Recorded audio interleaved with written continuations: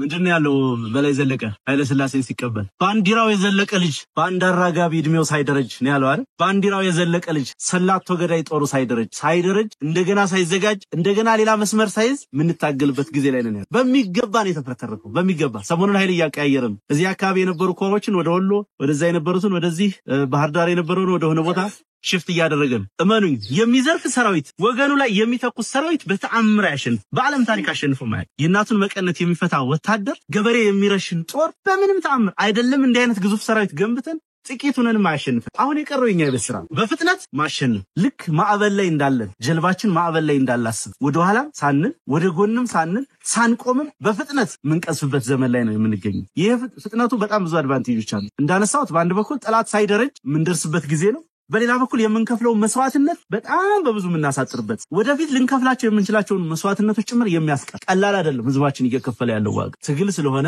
ትግሉም ቅዱስ ትግል ስለሆነ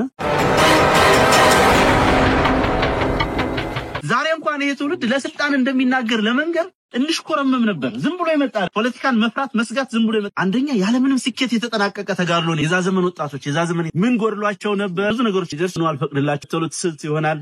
እሱ እንደተጠበቀው ነው። ግን በዛ የእርስንያት አማራው ላይ ከፍተኛ የሆነ የትውልድ ተፈጠረ። ይሄ ለማን እድል ይዞ መጣ? ለኦነግ ለቲፒኤል። አማራዎች በጥቂቱም ቢሆን ተወክለውበት የነበሩ የትግል ድርጅቶች ከሰሙ። በዛ ላይ አማራን መታገል የፖለቲካ ሀሁአቸው ያደረጉ ኃይሎች በሚገባ ከዛ በኋላ የታመታቱ 17 ዓመት ፈልጉትን አሳፍ ያ አማራን መጥላት አማራን መጨቅ አማራን እንዲጠፋ መስራት ሰበነ ህግና ህገ መንግስት ፖሊሲ መዋቅር ሆኖ መጣ። ህገ መንግስቱን የሚያስፈጽም መዋቅር መጣ። ፓርላማ አለ፣ ፌደሬሽን ምክር ቤት አለ፣ ፍርድ ቤት አለ፣ የፖሊስ ተቋም አለ፣ የመከላከያ ተቋም አለ፣ ልዩ ኃይል አለ፣ አድማ ብተና አለ።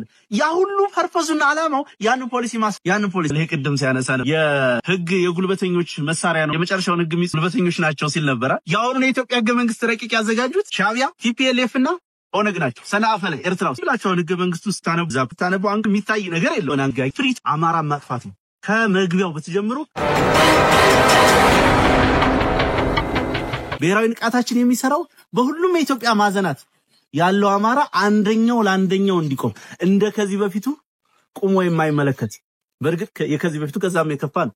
ራሱ ያውዳሚውም ጭምር መሳሪያ ሆኖ አገልግሏል። ባዴን የሚባለው መዋቅር በዋናነት የቲፒኤልኤፍ ጁኒየር ፓርትነሩ ዋነኛ ተልዕኮ የአማራን ህዝብ ስነልቦና መስለብ፣ ማሸማቀቅ፣ መግደል፣ ማጥፋት ነው። ውክልናውንም ይዟል፣ የማጥፋት ሚናውንም ይዟል። ከዛ አስተሳሰብ ተላቀል ከዛ ራስ ጠልነት አስተሳሰብ ተላቀል በእያንዳንዱ አማራ ላይ ብሔራዊ ንቃት እንዲሰፍር መደረግ አለበት። ይሄ ዝም ብለን በአንድ ዘመቻ ምናምን የምናመጣው አይደለም። ተከታታይነት ያለው የፖለቲካ ግንባታ ስራ የሚጠይቅ በጣም የብዙዎችን ተሳትፎ የሚጠይቅ እሱ መሰራት አለበት። ሌላኛው በዚህ በአማራ ብሔርተኝነት እንቅስቃሴ ውስጥ ትኩረት ልንሰጠው የሚገባው ብሔራዊ አስተውሎቶቻችን መለየት ነው። ናሽናል ኢንተለጀንስ የሚባል በተፈጥሯችን እንደ አማራ ያሉን አስተውሎቶች መልካም ነገሮች አንድ ምሳሌ ብናነሳ አማራ ጠመንጃ የመታጠቅ ባህሉ ጠመንጃ የመውደድ ካልቸሩ ትልቁ ብሔራዊ አስተውሎት ነው ብዬ አስባለሁ። ይሄ ብሔራዊ አስተውሎት ካፒታላይዝ መደረግ አለበት። ዛሬ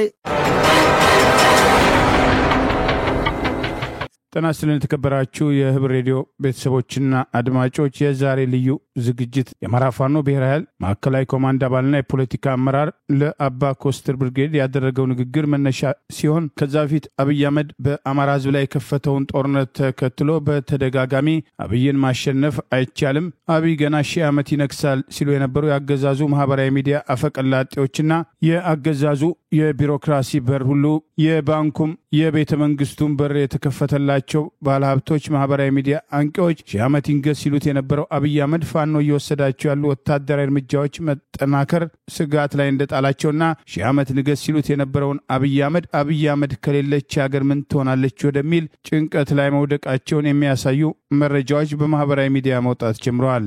ራሷን በረከት ገበሬዋ የምትለው ግለሰብ የአገዛዙ ድጋፍ ያላቸውና የአገዛዙን ፊት እያዩ ከሚራመዱ በባለሀብት ስም ከሚንቀሳቀሱ አንዷ ስትሆን አብይ አህመድ ከሌለች ሀገር ምን ትሆናለች ከማለት ድፍረት አልፋ ከኔ ዕድሜ ተቀንሶ ይስጠው ያለችው ምንም እንኳን እሷ በአደባባይ ትናገረው እንጂ የአገዛዙ አደግዳጊዎች አብይ አህመድ ህዝብ እየጨፈጨፈ የአገሪቱን ኢኮኖሚ ያቃወሰ ሺህ ዓመት እንዲነግስ ሲመኙት የነበረው በቅርቡ በተለይ በዘመቻ አደም አሊ አባናዶ በአማራ ፋኖ ብሔራዊ ኃይል ምስራቅ አማራ ቀጠና ሚሊክስ ከግዳን ጀምሮ የአገዛዙ ስልጣን አስጠባቂ ወራሪ ሰራዊት እየተበተነና እየተመታ መምጣቱ በስርዓቱ ሰዎች ላይ ከፍተኛ ድንጋጤ መፍጠሩን የበለጠ የሚያሳይ ሆኗል። የዛሬ ልዩ ዝግጅታችን ከአማራ ፋኖ ብሔራዊ ኃይል ማዕከላዊ ኮማንድ አባል አንዱና የምዕራብ አማራ ቀጠና ቴዎድሮስ ህዝብ ምክትል ሰብሳቢና የፖለቲካ ጉዳይ ኃላፊ የቀድሞው ጠበቃ አርበኛ አስረስ ማረ ዳምጤ ሲሆን ለአባ ኮስተር ብርጌድ ያደረገው ንግግር በሀገሪቱ ያለውን ተጨባጭ ሁኔታ የፋኖን እንቅስቃሴ ፖለቲካዊ ዓላማ ጭምር በግልጽ የሚያሳይና አብይ አህመድ አጀንዳ ላደረጋቸው ወቅታዊ ጉዳዮች ጭምር ምላሽ የሚሰጥ ሆኖ አግኝተነዋል። እንድትከታተሉት እንጋብዛለን። መሳሪያ በግራ ትከሻውላችሁ አለን ወይ? ኮስተር አለን ወይ? ኮስተር አለን ወይ? አይሰማም። ኮስተር አለን ወይ? ወደፊት ወደ ኋላ ወደፊት ወደ ኋላ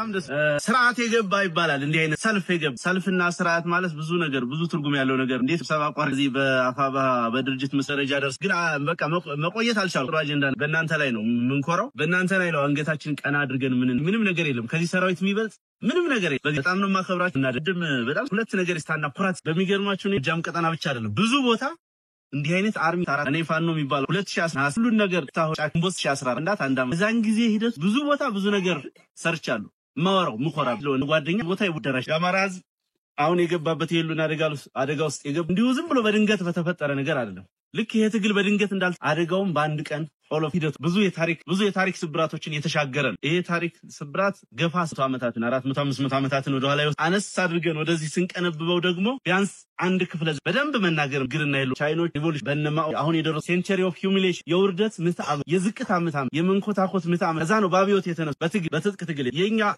በዛ ልክ አልተተነተነም አልተነገረም። ኦልሞስት አንድ ሴንቸሪ የሚሞላ ዝቅታ ዘመን ጋር ላይነጻጸር ይችላል። በተለምዶ ላለፉት 30 ዓመታት 40 ዓመታት 50 ዓመታት እንላልና በትንሹ 80 ዓመት ማራ ህዝብ ላይ አደጋ እንዲመጣ የመጀመሪያው ስራ የተጀመረው በጣሊያን ዘመን በአንድ ዋላ አፍሪካን በርሊን ኮንፈረንስ በሚቀራመቱበት ዘመን ቅኝ ግዛት በትግል ሬዚስት ያደረገችው ኢትዮጵያ ባድዋው በአንድ በኩል ተመሳሳይ ጀርመኖች፣ ፈረንሳዮች፣ ጣሊያኖች፣ እንግሊዞች ካን ሀገራት ዛሬ ባሰመሩበት ዘመን ጋር ተመሳሳይ ስለነበረ ኢትዮጵያን መልሶ ግንባታ ስራ ይሰሩ የጥቁር ኮሎናይዜሽን ገዥም ይሏቸው በዛ ዘመን ጥቁር ነጮች ተገዳድሮ ተዋግ አሸንፎ ህልውናውን ክብሩን በሁሉም ማዕዘናት በሁሉም የዓለም ማዕዘናት ነገራችን ላይ አውሮፓውያን ከ15ኛው ከ14ኛው ክፍለ ዘመን ጀምሮ ቅኝ ግዛት አሜሪካን የእንግሊዝ ቅኝ ግዛት የኤሲያ ሀገራት አብዛኞቹ ስፔኖች ፖርቹጋሎች በተለያየ ዘመን ቅኝ ገዟቸው ከነኚህ ሁሉ የዓለም ሀገራት በተለየ ግዛት በክንዱ ቋቋም ያድዋው የጦርነት ታሪክ ብሎ የማሸነፍ ታሪክ አይደለም ብዙ ትርጉም ያለው ያ የሆነው ለምንድን ነው ብላችሁ ጥያቄ በደም አንዱ ስርዓት የገባ ህዝብ ሰልፍ የነበረው ህዝብ ስለነበር ባርባሪክ ያልሆነ እንደ ቼን ኦፍ ኮማንድ የሌለው ስርዓት ያለው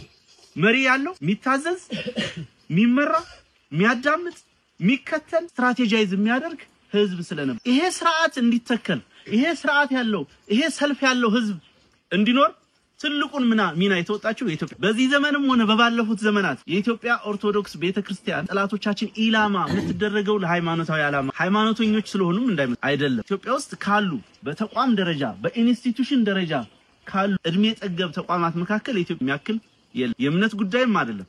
እዛ ቴዎሎጂ ውስጥ አልገባም ብዙም የዛ ሰው አይደለም። ዋነኛ ፐርፖዙ ፖለቲካ ነው። ይሄንን ስርዓት ያለው ህዝብ መስመር ያለው ህዝብ ረድ ያለው ህዝብ ለህልውናው በጋራ የሚነሳ ህዝብን መፍጠር የቻለ ማቆየት ማንበር የቻለችው ኢትዮጵያ ኦርቶዶክስ ኢላማ የተደረገ ከዛ ቀጥሎም ወይም በተመሳሳይ ሁኔታ ያንን ያድዋ ድል እንዲከወን ዛሬ ወራሪዎችና ይሉኝታ ቢሶች መሪዎቹን ጦርነቱን ስትራቴጂስቶችን ወደ ጎን ትተው ፈረሰኞቹ ናቸው የሚያረጉት እነከሊናቸው የሚያረጉት እንደሚሉት እመጣበታለሁ በኋላ በዚህ በእኛ ዘመንም ይነገራል። በዚህ እንዲህ አይነት በጣም የሚያሳፍ አጼ ምኒልክ ሳይኖሩ ተጌጣይት ሳይኖሩ አድዋን ማሰባት ስለዚህ እነኛ ሰዎች ናቸው በዛ ስርዓት በዛ ፓተርን መርተው ያንን ህዝብ ሰርቫይቭ እንዲያረጉ ዛሬ የኔና የናንተ ስም ወይ አልቤርቶ ወይ ሌላ ብዙ አይነት ጣሊያን ስሞች ሊሆኑ ኢትዮጵያ አሁን ያላትንም ቅርጽ ላይ ኖራት ይችላል ነበር ፎርሹር ደግሞ አይኖርዛት በሌላው አፍሪካ ሀገር እንደምዛት ስለዚህ በዛ ምክንያት ታርጌት በሁለተኛው የጣሊያን ወረራ ዘመን በአምስቱ ዘመን የመጀመሪያ ስትራቴጂ ተደርጎ የተወሰደው አማራንና ኢትዮጵያንን ታት በተለይ 1983 የጀመራል ወዲህ ያርሾ የውጭ ወራሪዎች የሀገር ውስጥ ደግሞ ወደረኞችንና አረመኔዎች ወደረኞች ምንላቸው ጻኔ የሚፎካክ አማራው ነው። ስለዚህ አማራውን መምታት አለብን። አማራውን መብለው አረመኔዎቹ ምንላቸው ደግሞ ከስልጣኔ ከህሊና ተጠየቅ የተፋቱ በማጥፋት ላይ በማውደም ላይ ሀገር በቀሉን ዊዝደማች በመደምሰስ ላይ ዛሬም እንደሚያደርጉ በዚህ መንፈስ ላይ የበቀሉት አረብ እነኚህን ተጠቅመው በርካታ ከአድዋው ጦርነት ባልተናነሰው ያህል ሚዛን ታሪክ የአርበኞቹ ዘመናችን እንደ አልቤርቶ ሳቫኪ የተባሉ የጣሊያን 80% አርበኞች ጎጃም አርብ ታሪክ ያ ዘመን እንዲሁ ዝም ብሎ ያልገዛም ባይነት ብቻ ሳይሆን የኢትዮጵያን እርሾና እሴቶች አትሊስት አሁን የተረፉ ሪዘርቭ በማድረግ ተወስጣን ጊዜ ነው። ከዛ በኋላ ንጉሱ ስልጣን ላይ ከወጡ ጊዜ ጀምሮ አማራን ዛሬ የደረሰበት ደረጃ ሊያቻሉ በርካታ አንደኛው ፖሊስ ጊዜ ምን ወቀስበት ነገር ማርገር ስንቶች ትምህርት ቤቶች ናቸው ዛሬ ቁሳቁስ ያላቸው ላይብራሪያቸው የሚሰራ ማስተማር የሚችል ፖሊስ ያ ነባራዊ ሁኔታ በሌለበት አውድ ውስጥ ይሄኛው የፋኗ የድንቁርና ዘብት ቤት ላይ ትናንት ነው ልዲያ ዙሪያ ሳንቃ ነው ሰምታችሁ ጤና ጣቢያ ላይ ወላዶች በጦርነት መሃል ለወሊድ ጤና ጣቢያ የገቡ ነፍስ ሳይገላገሉ ይሄን አረመኔ አገዛዝ ታገለው ነው የሚገባ ወይስ ለጆታ ስዌት ኪኒ ስለላ ይደፍ ጉንዶይ ላይ ቡዛም ሰዴ ላይ ከተማው ትምህርት የተከፈተባቸው ቦታዎች ላይ ደፍረዋል።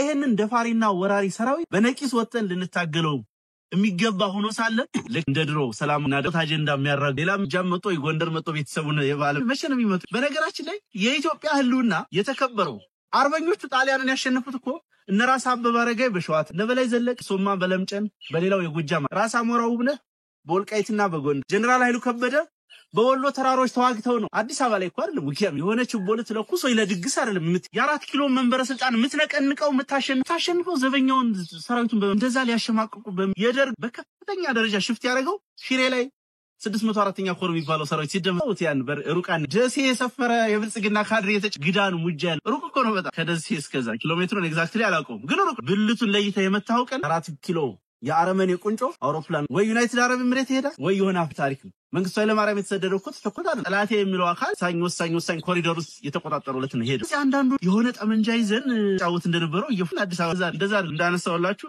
ይሄ ሰራዊት ይሄ በየደጃችን የመጣ ሰራዊት የዛ የአረመኔ አገዛዝ የዛ አማራን ሊያጠፋ የተነሳው አስተሳሰብ ዘበኛ ነው። ይሄን ዘበኛውን አስወግደ ነው ገለም አይደለም የምጨርስ ጓዶቻችን ጋር ያወራከም የሰሞኑን ድል ያስገኘውን ኦፕሬሽን ለማድረግ 10 ጊዜ ትእዛዝ ሰጥቻለሁ አላዛዡ በ11ኛው ሁኔታው የሰራዊታችንን ባህሪ ምታውቁ ያም ሊደርሺፕ ችግር ይኖራል። ያንን 10 ጊዜ ተመሳሳይ ቦታ ትእዛዝ በመስጠቱ ያገኘው በቃ ጦርነቱ ምን ያክል በምን አይነት መልክ መመራት እንዳለበት እየነገረን ነበር። ይሄ ሰራዊት እዚህ ዲማላ ከደጀን እስከ ሞጣ ያለውን የጠላት ኃይል ሙሉ በሙሉ የመሰባበር ሙሉ በሙሉ ሚዛኑን የማዛባት መስመሩ እድል አለው። ይሄ እዚህ ያለው ኃይል ብቻው ይፈልገው ምንድነው መረጃ ይፈልገው ምንድነው ታክመለ ስለዚህ የአማራ ህዝብ ሩቅ ያስበ የራሱ ዊዝደም የራሱ ቋንቋ የራሱ ፊደል የራሱ ጥበብ የራሱ የህዝብ አስተዳደር የነበረው ህዝብ ስልጣኔ የሚባለው በነገራችን ይሄ መሰልጠን ወይ ጥሩ መልበስ ምናምን አይደል። ስልጣኔ ማለት የራስ የሆነ ነገር መኖር ማለት በአለም ላይ ያለው ታሪክ የራሱ ከመራሻው ከሌሎች ኃይሎች አፍሪካ ውስጥ በራስ በቅ የሚገለጽ ታሪክ ያለ ነገር ግን እንዳነሳሁት ለምዕት ዓመት በተከታታይ የሩቁን እንተውና የቅርብ ጊዜው ነው ለምዕት ዓመት በተሰራ ስራ ምክንያት አንገቱ የመጀመሪያውን ባለብሩህ አምሮ የመጀመሪያውን ትውልድ በወረራው ዘመን ጣሊያን የሚነገረው በታሪክ የሚወራው አርጦ ጭንቅላት ሀገራችን ላይ በ1920ዎች ለስላሴ በመጡበት ዘመን የመጀመሪያዎቹ ዘመናት ጃፓንና ኢትዮጵያ ተመሳሳይ ጃፓን ዛሬ በዓለም 8 ወይ 7 የበለጸጉ ሀገራት መካከል ነች። ተመሳሳይ ኢኮኖሚ በዛ ዘመን የነበራት ኢሊት የነበራት የተማረ የሰው ኃይል የነበራት አቅም ከጃፓኖች ጋር ተቀራራቢ ጣሊያኖቹ ያጠፉት አርበኞቻቸው በዛዘ ብዙ ያልተነገሩ ያልታወቁ ታሪክ ሁለተኛው የመጣው ትውልድ ደርግ ያጠፋ በደንብ መያዝ አንዳንዶች በተለይ የህዋት ሰዎች የደርግን አገዛዝ ስርዓት ከአማራ ይነገራል በተጨባጭ ደርግ የመጨረሻውን ከአማራ ፖለቲካን ከፍተኛ ዋጋ ያስከፈለ ብዙ ልሂቆቻችን ያለ ጸሐፊ ትእዛዝ አክሊሉ ሀብተ ዛሬ አብይ አህመድ የሚቀባት ዛሬ ስንት የሚወራ በዲፕሎማሲ በዩኤን ሪዞሉሽን በተባበሩት ሪዞሉሽን ተንከራቱ የደርግ ሰዎች ማለት ሱፍና ከረባት ብቻ የነበራቸው ጸሐፊ ትእዛዝ አክሊሉ ሀብተ በስመ ፊውዳሊዝም በስመ ሶሻሊዝም ራዝ ነጠቅ ፖለቲካው በርካታ ወገኖቻችን ዛሬ አማራው እዚህ ቅርቃር ውስጥ እንዳይገባ ማድረግ መምራት የሚችሉ ማሻገር የሚችሉ ዛሬ እኔና እናንተ ወይ የሆነ መንግስት ተቋም ላይ እየሰራን ወይ ነጋዴ ሆነን ወይ መገኘት የሚገባንን ነገር ግን ይሄንን ትግል የመምራት መስዋዕትነት የመክፈል እዳ እንድንሸካሪ እንደዛ አይነት እንቁ ሰዎች ተዋል። ሁለተኛው የአማራ ትውልድ ጠፋቢ ሶስተኛውና የመጨረሻ ቅርቃር ውስጥ የገባንበት ትውልዱ የጠፋበት ደግሞ የእርስ በርስ ደርግ ባብዮት ስም የጨፈጨፈዋል። ከዛ የተረፈውን ልሂቃን ደግሞ ቀይ ሽብር ነጭ ሽብር ኢሃፓ መኢሶን በሚል ጨርስ ከዛ በኋላ ምን መወራት ጀመረ ፖለቲካና ኮረንት ዛሬ እንኳን ይሄ ትውልድ ለስልጣን እንደሚናገር ለመንገር እንሽኮረመም ነበር። ዝም ብሎ የመጣ ፖለቲካን መፍራት መስጋት ዝም ብሎ የመጣ አንደኛ ያለምንም ስኬት የተጠናቀቀ ተጋድሎ ነው። የዛ ዘመን ወጣቶች የዛ ዘመን ምን ጎድሏቸው ነበር? ብዙ ነገሮች ይደርስ ነው አልፈቅድላችሁ ተብሎ ትስልት ይሆናል። እሱ እንደተጠበቀው ነው። ግን በዛ የእርስንያት አማራው ላይ ከፍተኛ የሆነ የትውልድ ተፈጠረ። ይሄ ለማን እድል ይዞ መጣ? ለኦነግ ለቲፒኤልኤፍ። አማራዎች በጥቂቱም ቢሆን ተወክለውበት የነበሩ የትግል ድርጅቶች ከሰሙ። በዛ ላይ አማራን መታገል የፖለቲካ ሀሁዋቸው ያደረጉ ኃይሎች በሚገባ ከዛ በኋላ ዓመታት 17 ዓመት ፈልጉትን አሳፍ ያ አማራን መጥላት አማራን መጨቅ አማራን እንዲጠፋ መስራት ሰበነ ህግና ህገ መንግስት ፖሊሲ መዋቅር ሆኖ መጣ። ህገ መንግስቱን የሚያስፈጽም መዋቅር መጣ። ፓርላማ አለ፣ ፌዴሬሽን ምክር ቤት አለ፣ ፍርድ ቤት አለ፣ የፖሊስ ተቋም አለ፣ የመከላከያ ተቋም አለ፣ ልዩ ኃይል አለ፣ አድማ ብተና አለ።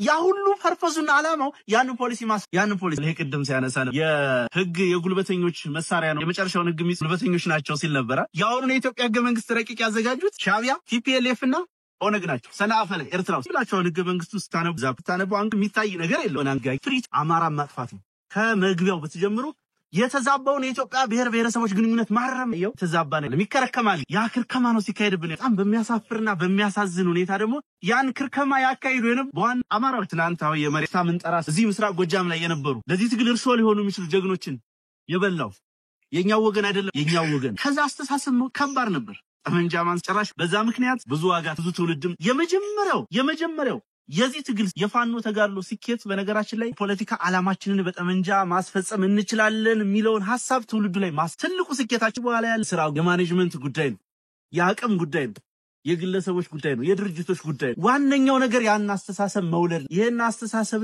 የሆነ በራስ አቅም በራስ ገዛዙን መታገል አለብኝ ብሎ መነሳት አደገኛ እንዳነሳውት እንደ ኮረንቲ በሩ ጓዶች ብዙ እርምጃ ተራምደናል፣ ብዙ ርቀት ሄደናል። በዛ ተሳክቶልናል ብዬ አስባለሁ። እንደ ትውልድ ለመኩራራት ለመታበይ የምንናገረው ነገር የሚያኩራራም ነገር የለም። ገና ነው። ገና ብዙ የበሰራ አለብን። በጣም ብዙ የመጀመሪያ ሀምታም ያው እንደምታውቁ ደምስሰን ምናምን አይደለም የገባን ፋልኖር ህዝቡ እንዲህ ባንዲራ ይዞ ምናምን ይቀበለን እና ምርጦ ለማርያም የመጀመሪያ የተናገርኩት ነገር ትግሉ ዛሬ ገና አልተነካም።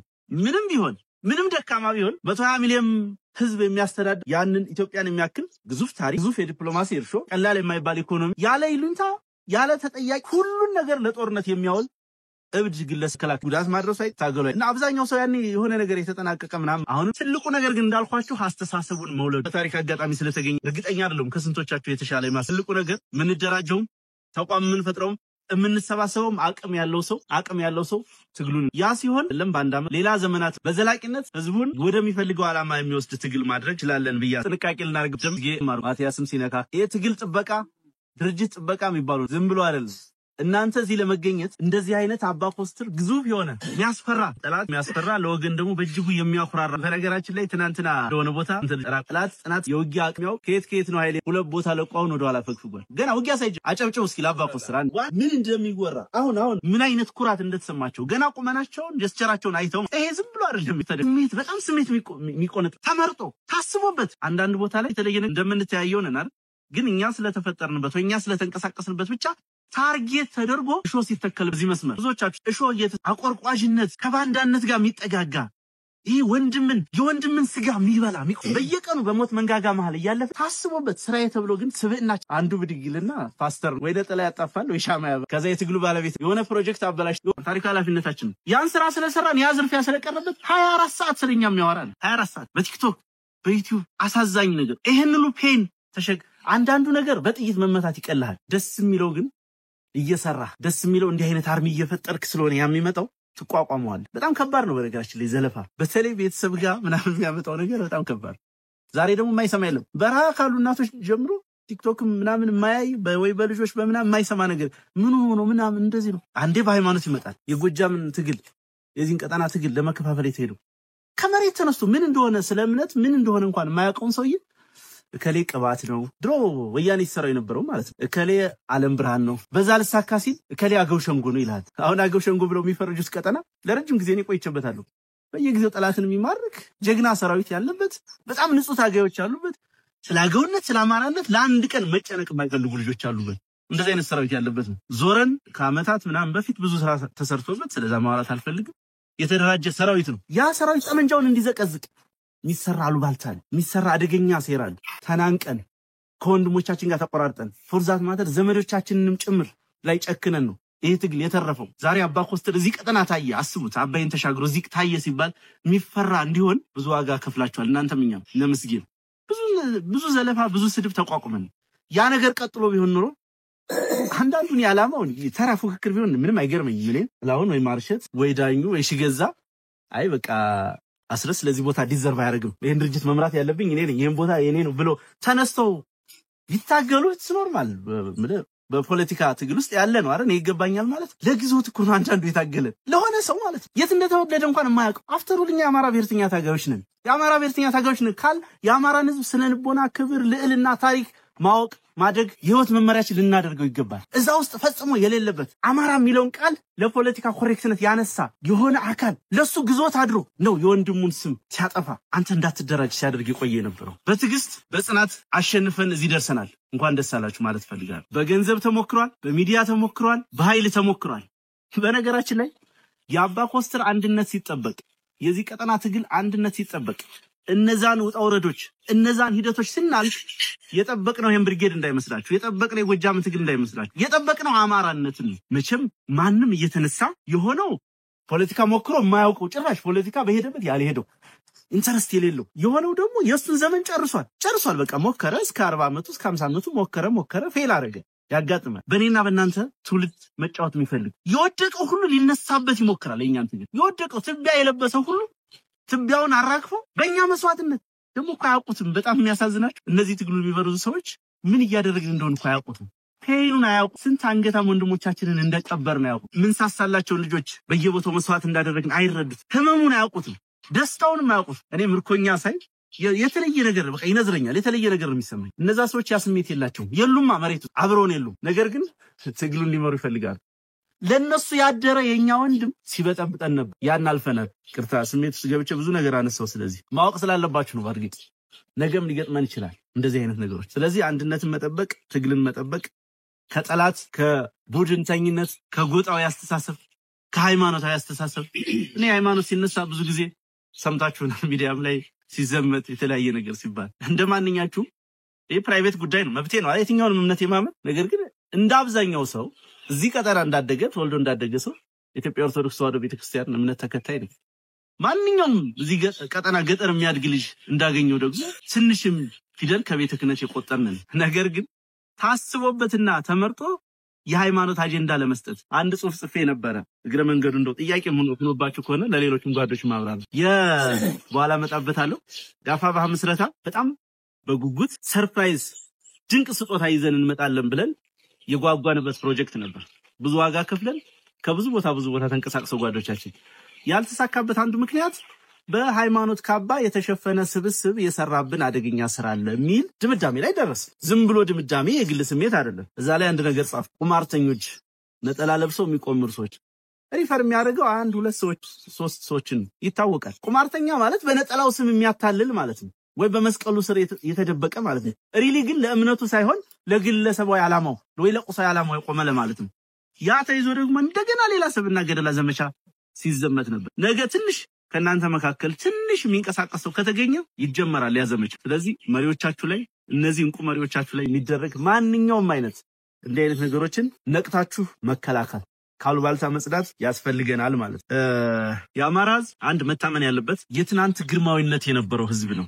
ግሎሪ ፓስት ያለው ህዝብ ነው ያለፈ ዛሬ እጁ ላይ የሌለ የራሱ ስልጣኔ ቀደም ተናግረዋል የነበረው ህዝብ ነው የምንታገለው ከህልውናችን ባሻገር ያንን ልዕልናም መልሰን ለማምጣት ጭምር ያን ልዕልና ስናመጣ የትኛውንም ህዝብ ብሔረሰብ ልናጠፋ አይደለም የትናንት ግርማዊነት ነበረን ስንልም በሌሎች ሞት ላይ በሌሎች አለመኖር ላይ በሌሎች ባህልና እምነት ቋንቋ መጥፋት ላይ የተመሰረተ ማለት አይደለም የሌሎችን ያልነካ ያከበረ ነገር ግን የራሱን ዊዝደም አቧራ አራግፎ የሚያስነሳ ትውልድ ያስፈልጋል አንድ በዚህ ልትተማመኑ ታሪካችን ገና ተመርምሮ ለትውልዱ በሚገባ ተሰንዶ መነገር ይገባዋል ይሄ መሰራት አለበት ዛሬ የገጠሙን ፈተናዎች የትናንትና ክብራችንን ሊገዳደሩ የመጡ የስልጣኔ ክላሽ ኦፍ ሲቪላይዜሽን የሚባለው የስልጣኔ ግጭቱ ውጤቶች ናቸው ይሄ የምናየው የብልጽግና ስርዓት የዛ ጫፍ ነው የመጨረሻ እየወጋን ያለው አካል የዛ የጸረ ህዝብ አስተሳሰብ ጠባቂ አካል መሆኑን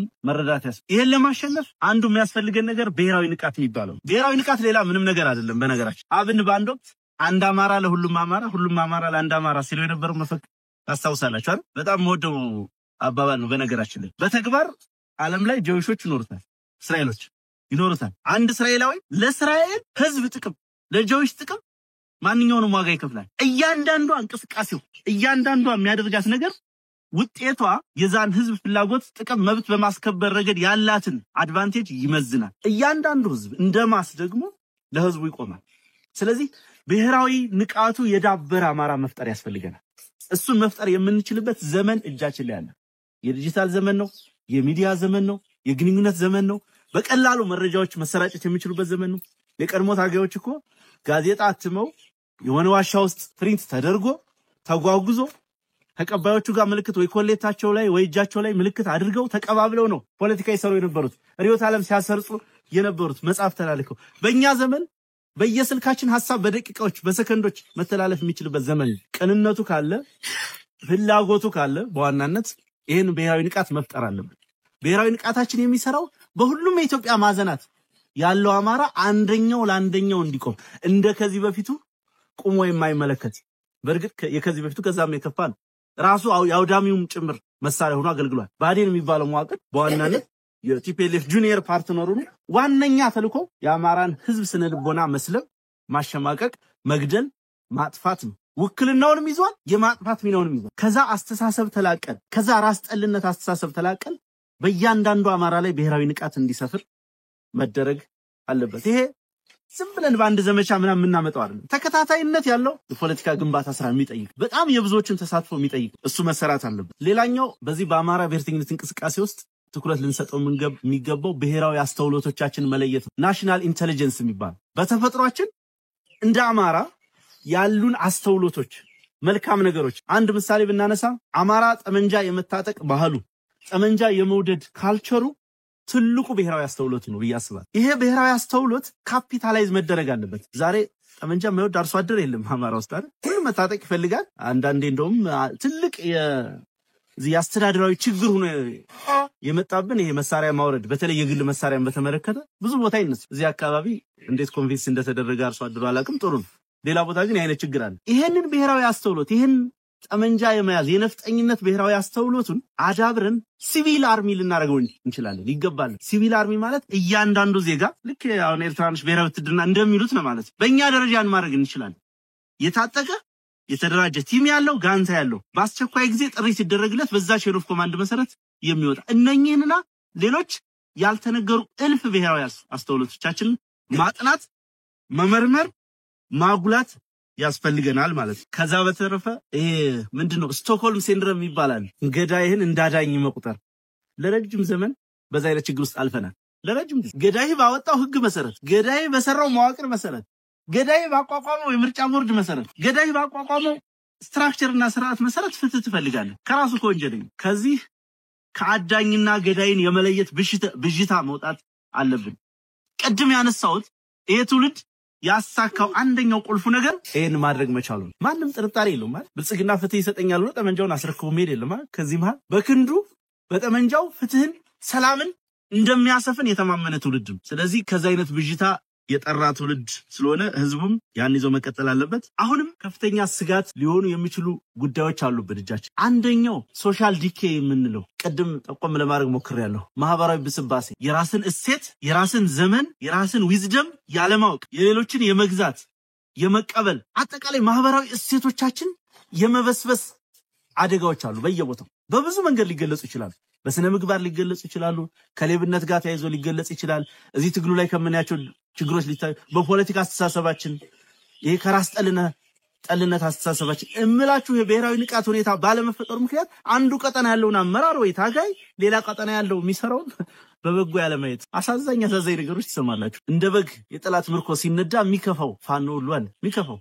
ይሄ አንዱ የማህበራዊ ብስባሴ መገለጫ ነው። እንግዲህ የምናነሳው እንደ ህዝብ የምናነሳው ስለ ሚሊዮን አማራዎች ስለኔና ስለናንተ ወይ ስለሆነ ድርጅት አይደለም። ስለዚህ ከዛ አደጋ ለመውጣት ተከታታይ የሆነ ስራ ያስፈልገናል፣ ጽናት ያስፈልገናል፣ ቅንነት ያስፈልገናል። አገዛዙ ከፍተኛ የሆነ የቴክኖሎጂ ብልጫ ከመያዙ በስተቀር የተለየ እጁ ላይ ምንም ነገር የለም። በነገራችን ላይ ዓለም ላይ የተመረቱትን ድሮኖች ሁሉ ታጥቋል አብይ አህመድ። የቻይናውን ዊንግሎንግ ድሮን፣ የቱርክ ሁለት አይነት ድሮኖች ነው ያሏት እነዚህ ስትራቴጂክ ድሮኖች የሚባሉ ባይራክታርና ምንድነው አካንቺ የሚባል የኢራን መዋጁር ሁሉንም ለሽያጭ የቀረቡ ድሮኖች ታጥቋል አብይ እነዚህን በአለም ላይ ተመርተው ለሽያጭ የቀረቡ ድሮኖች ሁሉ ሞክሯል በሁሉም ያማራ ማዘናት በሁሉም ፋኖ ላይ በርካታ ንጹሃን ወገኖቻችንን ጎድቷል በርግጥ በጣም ጥቂት ሊሆን ከሚገባው አንፃር በጣም እጅግ በጣም ጥቂት ወንድሞቻችንን መስዋዕትነት መካድ ስለማንችል ያ የቴክኖሎጂ ብልጫ ግን የትኛውን ጦርነት አሸንፏል አሜሪካ ከአፍጋኒስታን ተሸንፋ ወጣለች 20 ዓመት ውጊያ ተደርጎ አሜሪካ ከቪየትናም ተሸንፋ ወጣለች ከሶማሊያ ተሸንፋ ወጣለች የቴክኖሎጂ ብልጫ ስለሌላት ነው አይደለም ራሽያ ዩክሬንን እስካሁን አላሸነፈቻትም የቴክኖሎጂ ብልጫ ስለሌላት ነው አይደለም ዋነኛው ቴክኖሎጂያችን የተሸከምነው አላማ ስለሆነ ነው ዋነኛው ቴክኖሎጂያችን ያን የቴክኖሎጂ ብልጫ የምናሸንፍበት ህዝባችን ስለሆነ ነው ከዚህ አድቫንቴጅ በስተቀር እርግጠኛ ነኝ ሰሞኑን ያየነውን ሰሞኑን የታዘብነውን ድል በአጭር ጊዜ ውስጥ እንደግመዋለን እንዳልኳችሁ አንድ ለውጥ ማምጣት ያስፈልገናል ሁሉ ጊዜም በየሰፈራችን መዋጋት አገዛዙን ለማፍረስ ጠቅሞናል ኃይል ለመገንባት ጠቅሞናል ነገር ግን የምንዋጋው እዚህ ሰፈር ልንቀር አይደለም እዚህ ወረዳ ልንቀር አይደለም ወንዝ ተሻግረን ያማራን የዝንተ ዓለም ሰላም የሚያመጣ ስርዓት ልንገነባ ነው የምንታገለው ከሱ ባሻገር ደግሞ ስትራቴጂክ ወታደራዊ ድሎችን ልናመጣ ነው የምንታገለው ለዛ ቅንነት ያስፈልጋል ቼን ኦፍ ኮማንድ መጠበቅና መታዘዝ ያስፈልጋል የትኛውም ቦታ የትኛውም ኮሪደር ስምሪት በሚሰጥ ሰዓት መቀበል ያስፈልጋል እሱን ማድረግ ከተቻለ በቀላሉ የጠላትን አከርካሪ መስበር እንደሚቻል ጦርነቱን ስንጀምር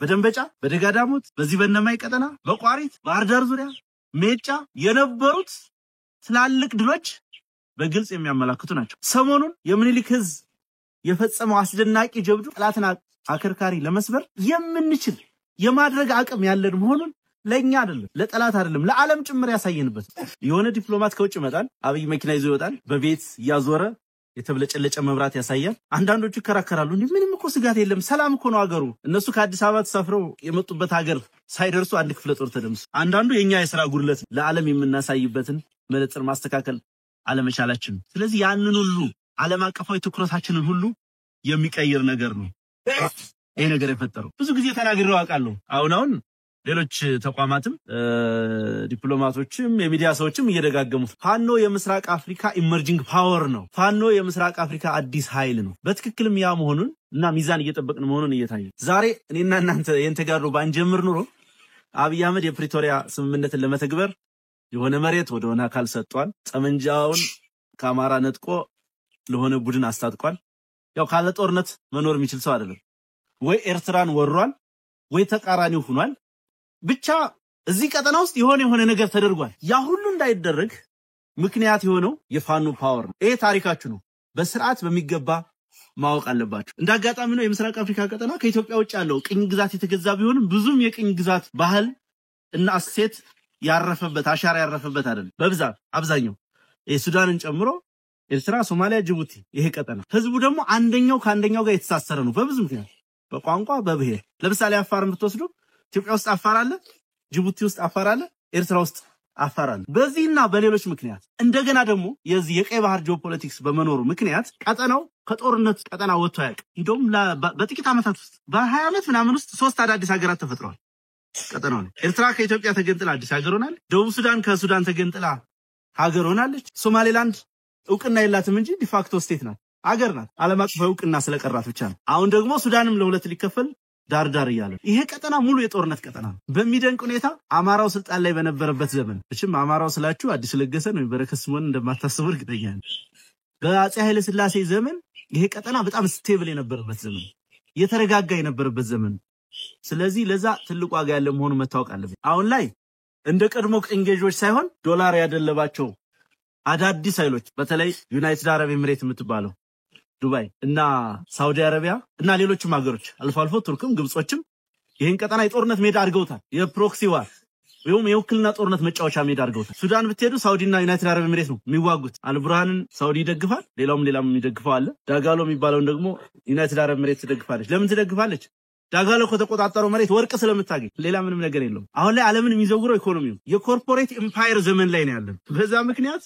ምን ይለዋል አንድ ጻፊ ፕራይቬታይዝድ ስቴት ፎርሜሽን ፕራይቬታይዝ የሚደረግ ምንድነው ቢዝነስ ነው አይደል ግን ፕራይቬታይዝድ ስቴት ፎርሜሽን እየተከናወነ ነው ሶማሊያ ውስጥ ዲፒ ወርልድ የሚባለው ዱባይ ፖርት ኢንተርናሽናል ወይም ዱባይ ፖርት ወርልድ የሚባለው ካምፓኒ የዩናይትድ አረብ ኤሚሬትስ ገዢዎች የዛ ፋሚሊ ንብረት ሁለት ፐርፐዝ አለው እዚህ ሶስት ፐርፐዝ አለው እዚህ ቀጠና አንደኛው ካውንተር ቴሮሪዝምን ወይም ደግሞ ሽብርን ይከላከላሉ ይላሉ በሌላ በኩል ደግሞ ካውንተር ፔረሲ ይሄ የባህር ላይ ውንብድናን ለመከላከል ይላሉ እንደገና ደግሞ እዛ ሀገር የእንስሳትም የጽዋትም ምርት ስለሌለ የፉድ ሴኩሪቲያቸውን ወይም የምግብ ዋስትናቸውን ለማረጋገጥ እዚህ ቀጠና ያለው ክላይሜትና አየር ንብረት ለሰብል እህልም ለእንስሳት ምርትም ስለሚመች ለሱ ኢንቨስትመንት በሚል ሰበብ በሶስቱ ምክንያቶች እዚህ ቀጠና ላይ ኢንቨስት ያደርጋሉ ለምሳሌ ሶማሊያን ብትወስዱ ሶማሊላንድ ፑንትላንድና የሞቃዲሾ መንግስት አላል ሶስቱም ሀገራት ላይ ሰራዊት ያሰለጥናሉ ሶስቱም ሀገራት ላይ አሁን ላልኳችሁ ለጸረ ሽብር ተጋድሎ በሚል ለአንቲፓይረስ ወይም ለባህር ላይ ውንብድና ተጋድሎ በሚል እና ለሌላም ፐርፐዝ የዚህ የቀይ ባህር ቀጠና ንግድ ለመቆጣጠር በሚል የወደብ አገልግሎት ለመስጠት በሚል የወደብ ግንባታ በሚል ምክንያት ሶስቱም ሀገራት ላይ ሰራዊት ይሰለጥናል ኢንፎርማሊ ሶስት የተለያዩ ሀገራት እየተፈጠሩ ነው ማለት አንድ ሀገር አርሚ ካለው ራሱን የቻለ አርሚ ካለው ራሱን የቻለ አስተዳደር ካለው በሂደት ወደ ሀገርነት ነው የሚሸጋገሩ ስለዚህ ይሄ ቀጠና ወደፊትም ቢሆን የነዚህን ኢመርጂንግ ፓወር ወይም የነዚህን አዳዲስ ኃይሎች ፍላጎት ለማሟላት ሲባል ከጦርነት ውጭ ሊሆን የሚችል አይደለም አብይ አህመድ ስለ አሰብ የሚያወራው ለኢትዮጵያ ክብር ለኢትዮጵያ ፕራይድ ኢትዮጵያ ባህር በር እንዲኖራት አስቦ እንዳይመስላችሁ አይደለም ዩናይትድ አረብ ኤሚሬት አሰብ ላይ ኢንቨስት አድርጋ ነበር ሻቢያ አባሯታል ያንን ቂም በአብይ አህመድ በኩል ልታወራርድ ነው ምንድነው የዘንዶ ጉሮሮ በሞይን ክንድ ይለካል ነው የሚባለው በርግጥ ያብይ ክንድ አይደለም የሚለካው የደሃ ልጅ ክንድ ነው ዛም ይለካው የደሃ ልጅ ነው የሚረክ አብይ አህመድ ጉዳዩ አይደለም ለአሰብ ተብሎ 100,000 ወጣት ቢረክ ጉዳዩ አይደለም እሱና በዙሪያው ላሉ ሰዎች ዱባይ ለሚሰራላቸው ቪላ ወይም አሜሪካ ለሚያቋቁሙት ሪል ስቴት ነው የሚጨነቁ የደሃ ልጅ እዛ ይወድቃል የዲፒ ወርልድ የተባለው ካምፓኒም ሆነ ሌላው ዩናይትድ አረብ ኤሚሬት ቡርዣዎች የፈለጉትን ነገር ቀይ ባህር ላይ ያደርጋሉ ያ ነው እየሆነ ያለው ዛሬ የሚተኮስብን ድሮን ዛሬ እናቶቻችን ላይ የሚወረወሩ የድሮን አረሮች ስፖንሰር የሚደረጉት በእነዚህ ሀገሮች ነው የሚያረጉት እንዳነሳውላችሁ በተለየ መንገድ ስለጠሉን ወይም ደግሞ ሌላ ዓላማ ስላላቸው አይደለም ወይም በእምነት በመናምን አይደለም ዋነኛው ዓላማ ኢኮኖሚ ነው ዋነኛው ዓላማ ፖለቲካ ነው አብይ አህመድ የነዚህ ኃይሎች ጉዳይ አስፈጻሚ እንጂ የኢትዮጵያ መሪ የኢትዮጵያ ህዝብ ፍላጎትን ሊያጸና ሊከውን የመጣ ግለሰብ አይደለም እየተዋጋን ያለነውን ጦርነት ውስብስብና ግዝፈት እንድትረዱት ነው ይሄንን ማነሳላችሁ እያንዳንዱ የምትተኩሱት ጥይት የቀጠናውን ፖለቲካ የዓለምን ፖለቲካ ባላንስ በማድረግ ረገድ ያለውን ሚናና ድርሻ እንድትረዱት ነው ይሄንን ምነግራችሁ ለእናንተ አይደለም ለሌሎቻችንም ውስብስብ ነው ጉዳዩ ነገር ግን እያንዳንዱ የታጠቃችሁት ጠመንጃ የተሸከመው ዓላማ ትልቅ ነው ለዛ ነው መጽናት የሚያስፈልገን ከ50 ዓመት በፊት ሀገር የሆኑ በጣም ትንሽ የህዝብ ቁጥር በጣም ትንሽ የቆዳ ስፋት ያላቸው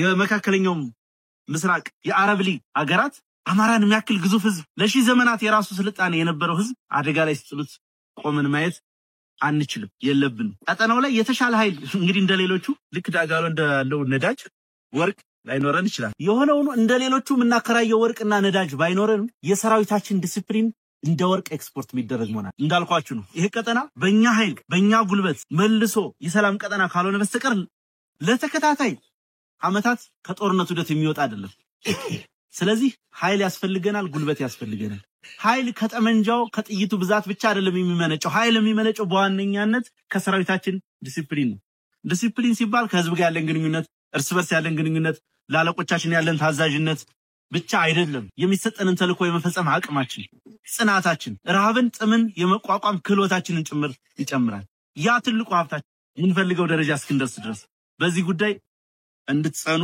አደራ ማለት ፈልጋለሁ ዛሬ ግዙፍ አርሚ ገንብተናል ማሰልጠን ማደራጀት ተችሏል በነገራችን ላይ ስልጠናን እንደው ኃይል ከመገንባት አንፃር ብቻ እንዳታዩት የምናሰለጥነው ኃይል ነገ የሀገር መከላከያ የሚሆን ነገ የሀገር ዘብ የሚሆን ነገ የምናስበውን ቀጠና የሚቆጣጠር ነው እሱ ብቻ አይደለም ለ6 ወር ለ7 ወራት አሰልጥነን አስመርቀን ጠመንጃ አስታጥቀን ስምሪት የምንሰጥበት ቀጠና የተቆጣጠርን መሆኑን ጭምር ለዓለም የምናሳይበት ነው አንዳንዶቹ ዝም ብሎ ተራ ሸማቂ አድርገው ያስቡናል እንደዛ እንዳልሆነ ለዓለም ጭምር የምናሳይበት ዩኒፎርሙ የራሱ ትርጉም አለው ቦሌቱ የራሱ ትርጉም አለው የምናሳየው ካታዎች የራሳቸው ትርጉም አላቸው ሚዲያ ላይ በርካታ ኢትዮጵያ ህዝብ ከፍተኛ ስጋት ውስጥ ነው ያለው የመዋጥ የመወረር የመጥፋት አደጋ ይደርስብኛል ብሎ ከፍተኛ ስጋት ውስጥ በተስፋ ይጠብቀናል በተስፋ የምሬን ነው ምንግራችሁ በተለያየ መንገድ ፋኖ መቼ ነው የሚያሸንፈው ይሄ ትግል መቼ ነው የሚጠናቀቀው ብሎ በጉጉት የሚጠብቀናል ለዛ ሁሉ ተስፋ መሆናችንን ጽናት ያለን መሆናችንን በርግጥም ግዙፍ አርሚ እየገነባ መሆናችን የምናሳይበት ስለሆነ እሱ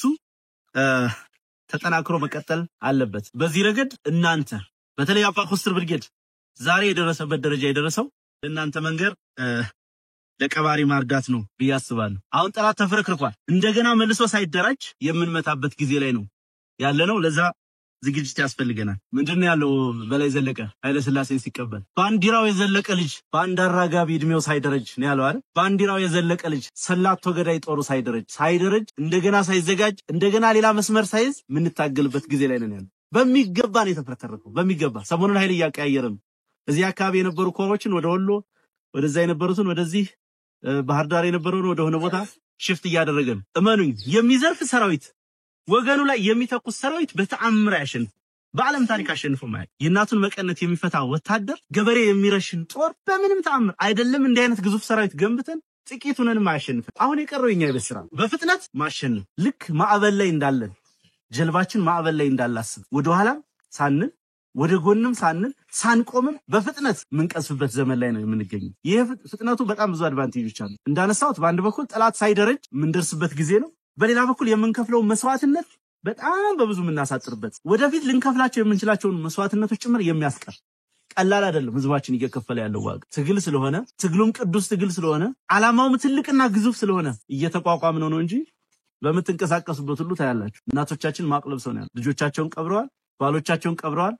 ጥቁር ለብሰው ኮት ለብሰው ነጠላ ዘቅዝቀው ስታዩ የሚሰማን ስሜት አለ እንደ ወገን። እነዛ በርቀት ትግሉን የህዝብ ትግል ነውና እኛ ምን መረዋለን እናንተም ትመሩታላችሁ ብለው የሚያፈዙት ሳይሆን እኛ እየኖር ነው ያለ ነው የሚሰማን ስሜት አለ። ያ ማብቃት አለበት። የሆነ ዘመን ላይ ማብቃት አለበት። አንዳንዱ ኤክስፔክቴሽን ክራይሲሱን እሱን አትስሙ። እንዴት 2 ዓመት ሙሉ ይላል የሆነ ኳስ ጨዋታ የሚመስለው እሱ አይደለም። እንደዛ ለሚሉት ማለት አይደለም። ነገር ግን አሁን በቂ ፖቴንሻል አለ። እውነት ለመናገር በተደጋጋሚ ስለበላይ ዘለቀ ይነገራል። እርግጠኛ ነኝ ከግማሽ በላይ የምትሆኑት የሱን የመጨረሻውን እድሜ ትደርሳላችሁ። ግማሽ እንኳን ማጋነን ይሆናል። 1/4 በ30ዎቹ እድሜው ነው በላይ ያን ሁሉ ታሪክ የሰራው። ከያዎቹ መጨረሻ እስከ 30ዎቹ መጀመሪያ ባለው እድሜ ውስጥ ነው ያ ታሪክ የተሰራው። ስለዚህ በቂ ነን፣ በቂ አቅም አለ፣ በቂ አቅም። ብዙ የተማረ ሰው አለ፣ ብዙ ወታደራዊ ስልጠና የወሰደ ሰው አለ።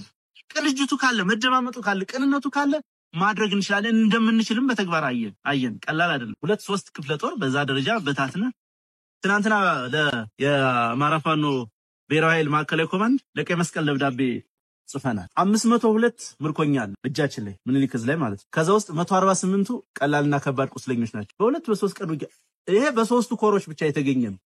3 ኮሮች በዚህ በደቡብና በምዕራብ ወሎ ቀጠና ያለው ገና አልተሰባሰበም። የሚገርማችሁ ነገር ከዚህ በፊትም በዘመቻ መቶ ተራሮች የነበሩትን ምርኮኞች እንዲረከቡንና ድጋፍ እንዲያደርጉ ለቀይ መስቀል ጽፈን ምላሽ አልሰጡንም። እያንዳንዱ ነገር ፖለቲክስ ነው ዓለም ላይ። ይሄ ሰብአዊነት ድጋፍ ምናምን ውሸት። ቀይ መስቀል ከኛ ጋር የደብዳቤ ልውውጥ ካደረገ የምናገኘውን ኢንተርናሽናል ሪኮግኒሽን እያሰቡ ጥርጣሬ ስላላቸው ለዘመናት የነጮች የጥናት ዴስኮች ሸልፎች የተሞሉት በጸረ አማራ ትርክት ሰነዶች ነው። በነገራችን አብዛኛው የምዕራብ ኃይል እኛን የሚያየን ሌላውን ብሔረሰብ እንደምንጨቁን ቅድም እንዳነሳውላችሁ እንደቅንጌ ብዙ ያልሰራ ነው የቤት ስራ ስላለ ያን ሪኮግኒሽን ስቲል ምን ያስባሉ መሰላችሁ? የአብይ አህመድን ቢሮክራሲ የያዘው አማራው ነው ብለው ያስባሉ። ዲፕሎማቶችም ጋዜጠኞችም ሲያወሩን ዋንስ ኦን ታይም ከአብይ አህመድ ጎን የነበረው ፋኖ አሁን ከአብይ አህመድ ጋር ተጣላ ብለው የሚጀምሩት ቅርብ ጊዜ አሁን በቅርቡ በተንቀሳቀስንበት የጉሙዝ ታጣቂዎችን አገኙ ሱዳን ድንበር። ከዛ ለሆነ መንገድ ተፈልገው ስናወራቸው መጀመሪያ መነጋገር አለብን አሉ። እሺ ምናምን ብለን ቁጭ ብለን ምን አሉን? እናንተ የአብይ አህመድ ልጆች አይደላችሁ እንዴ? መቼ ነው የተጣላችኋል? አያችሁ ትርክቱ ከኦነግ ሰዎች ጋር ከቲፒኤልኤፍ ሰዎች ጋር ቀጥተኛ ግንኙነት አላቸው። እነዛ ደግሞ የፈረንጆችን ትርክት ነው የሚቀበሉት። ስለዚህ ያስተሳሰብ ስላለ እነዚህ ትላልቅ ኢንተርናሽናል ተቋማት ሪኮግኒሽን መስጠት አይፈልጉም፣ ማመን አይፈልጉም። በነገራችን ላይ ማመን አብይ አህመድ ባያምን አይገርመኝም።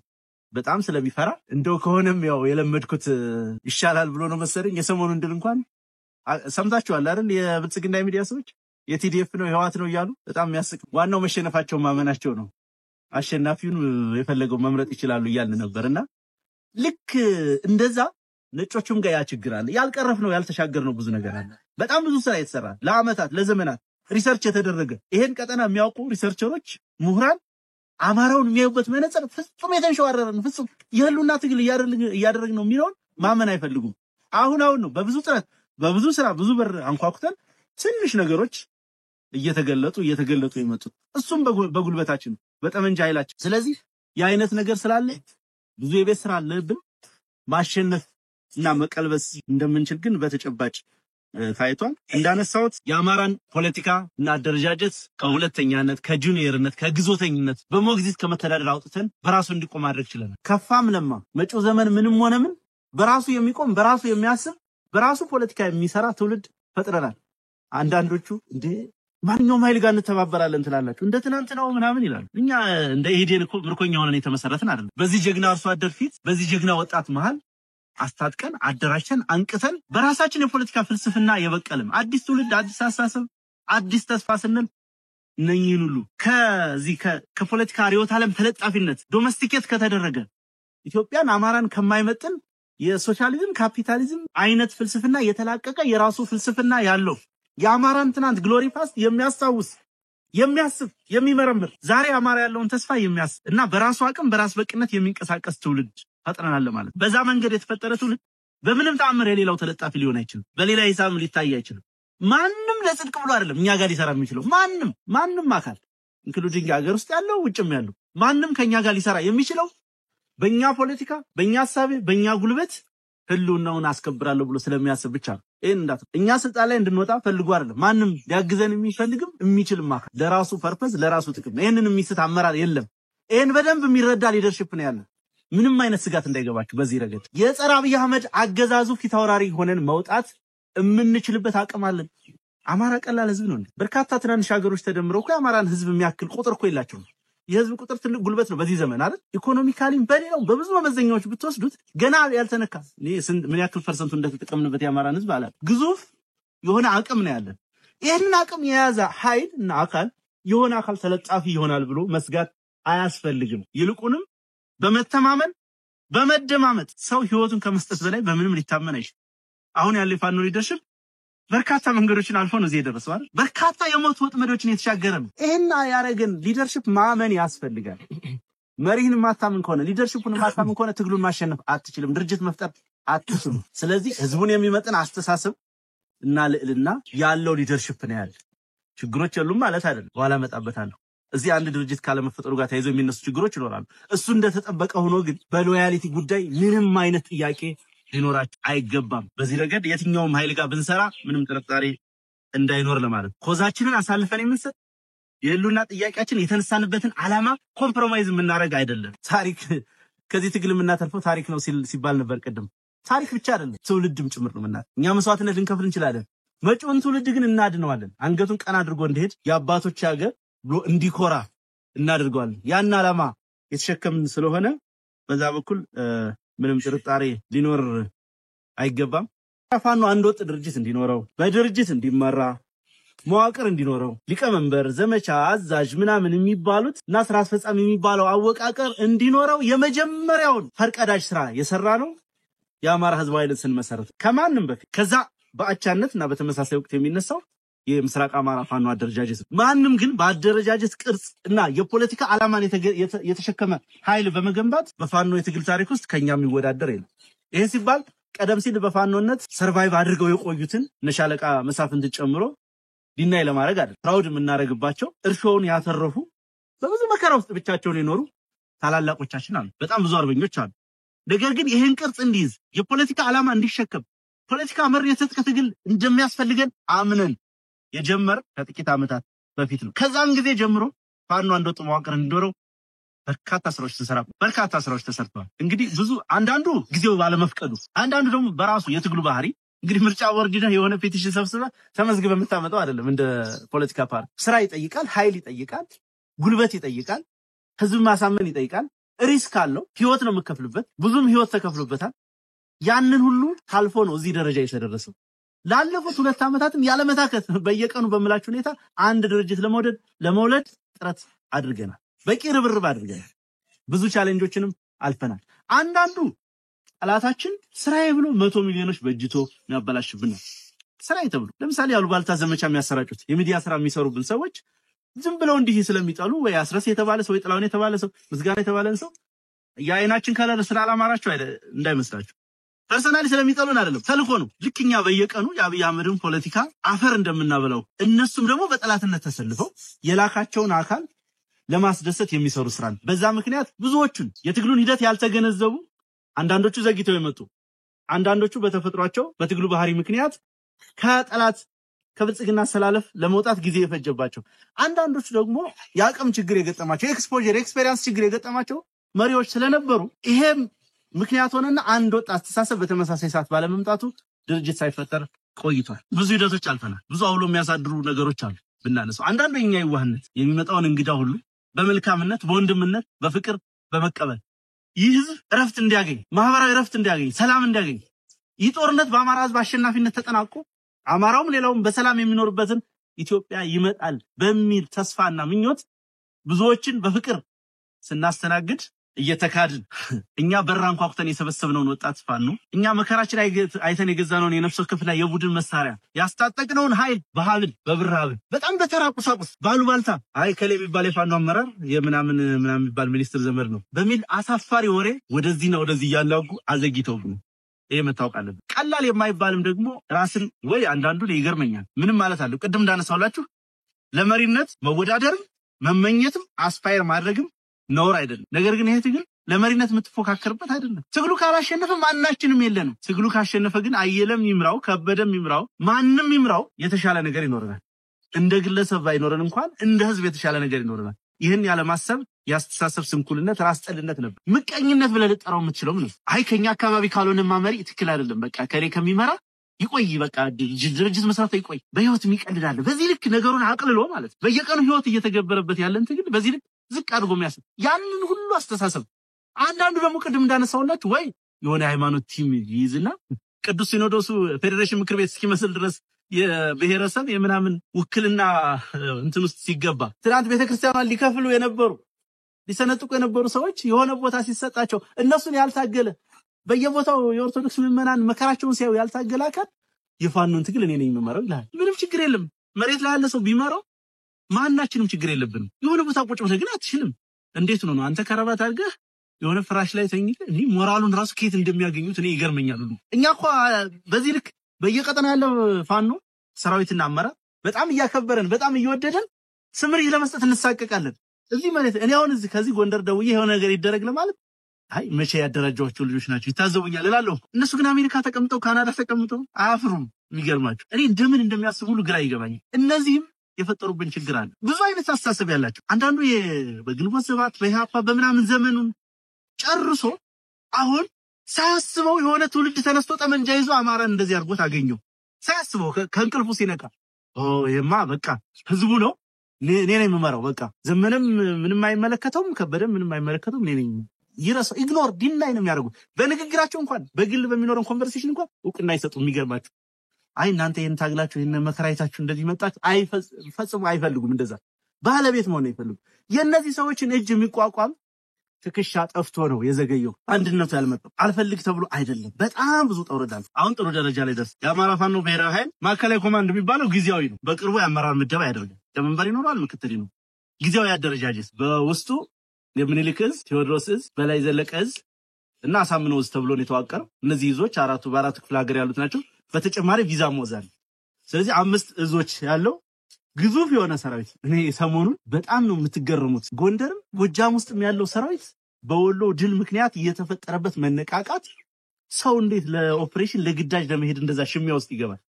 በየቦታው ያለው በቃ አስቸገሩ። ብዙ ቦታ ለምን አንሄድም ለምን እንዲህ አናረግም እና አነሳውኝ ዛሬ በነበረን በቃ ራሳችን መታዘብ አለብን። እንዴት ሰራዊቱ በዚህ ልክ ቀና ይሆኑ በዚህ ልክ ጉጉት ነው በዚህ ልክ የማሸነፍ ፍላጎት ነው። ቀደም እንዳነሳውላችሁ ጠላት እንኳን ገና ከዚህ ቦታ ኃይል ተንቀሳቀሰ ከዚህ አባኮስተር መጣ ብሎ እስኪናድ ድረስ ያ ሁሉ እኛ ለምንድን ነው ራሳችንን ማናሸንፍ? በዋናነት ችግሩ ያለው እንዳልኳችሁ ከጀርባ ከሚልከው ካስተሳሰብ ድክመት ነው። ዞሮ ዞሮ እሱን ጥሩ ደረጃ ላይ ያደርሰናል። በቅርቡ አፋባ በሙሉ አቅሙ በሙሉ ሞገሱ ይመጣል ይገለጣል። ድርጅት ቱል ነው። ግን አንድ ነገር እንዳትረሱ፣ ድርጅት ግብህን የተነሳህበትን ዓላማ የምታስፈጽምበት መሳሪያ። ድርጅት ተፈጠረ ማለት በራሱ አሸናፊነትን አያሳይ። አንደኛው መሳሪያችን ልክ እንደ ጠመንጃችን አንድ ወጥ ድርጅት መፍጠራችን አንደኛው መሳሪያ ስለሆነ በሱ ብቻ የሚጠናቀቅ አይደለም። የግዝፈት አደጋ ይገጥመናል። ከዛ በኋላ ግዙፍ አርሚ ነው የሚኖረን፣ ግዙፍ አመራር ነው የሚኖረን፣ በጣም ሰፊ ቆዳ ስፋት ነው የሚኖረን። ያንን የማስተዳደር ፈተና ስለሚገጥመን ያንን ቻሌንጅ ሁሉ መታሰብ አለ። ለዛ የሚገጥሙ ችግሮች ይኖራል። የሰራዊት መፈወዝ ይኖራል። ብዙ ነገሮች ያንን ሁሉ አንዳንዱ ቦታ ሽምብራ ተቆርጥሞ የሚታደርበት አለ። አንዳንዱ ቦታ ጤፍ እንጀራ የሚበላበት አለ። አንዳንዱ ቦታ ጾም የሚታደርበት አለ። አንዳንዱ ጋር ደግሞ ጮማ የሚቆረጥበት አለ። ይሄን ሁሉ ማመጣጠን ዩኒፎርም ማድረግ ኢቭን ከሰፈሩ ማውጣት ሰራዊቱ እንዳጋጣሚ ነው እናንተ እንኳን ከብዙ ቦታ የተቀላቀለም እንደሆነ ሰምቻለሁ። አንዳንዱ ጋር እኮ ያክስት ያጎትልሽ ምናምን ተጠራርቶ መሰረተው ብርጌድ ሻለቃል ያን አንደኛውን አንስተው ወደ አንደኛው ስትወስደው ጫጫታ አለ ምን አለ መክዳት ብዙ ነገሮች ይኖራሉ። እሱን ሁሉ ታሳቢ በማድረግ መጽናት ጓደኞቻችሁን ማጽናት ዋጋ የከፈሉላችሁን በየደቂቃው በየሰከንዱ ማሰብ ያስፈልጋል ማለት ነው። ከድርጅት መስራት አባሻገር ብዙ ስራዎች ያስፈልጉናል። ቅድም ነካክቻለሁ ጊዜ አልወስድም። የኃይል ግንባታ ስራ በሰፊው መሰራት አለበት። ሎጂስቲክስ እንደ አባፎስር እንደ ብርጌድ መስሩት እንደተጠበቀው ነው። እንደ አፋባሃ የሚሰራ ስራ አለ ገዘፍ ያለ ብዙ መጠበቅ አያስፈልግም። ከዚህ በኋላ በነገራችን ላይ በድርጅት ደረጃ የሚገኙ ሎጂስቲክሶች ቢኖሩ ለድርጅታዊ ተልእኮዎችና ለትላልቅ ነገሮች እንዲውሉ ነው ሊደረጉ የሚችሉ። ሪዘርቭ መያዝ ሁልጊዜም ሪዘርቭ መያዝ ያስፈልጋል። እሱ ላይ መሰራት አለበት ነው።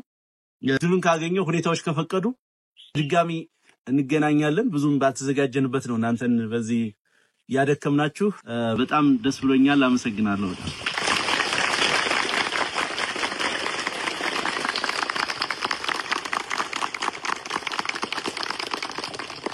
ንግደም እስኪ ቅድሙ ኮስትራለን ወይ አለን ኮስትራለን አለን ወይ ወረፊት ወራላ ወረፊት ወራላ አንድ ሁለት ሶስት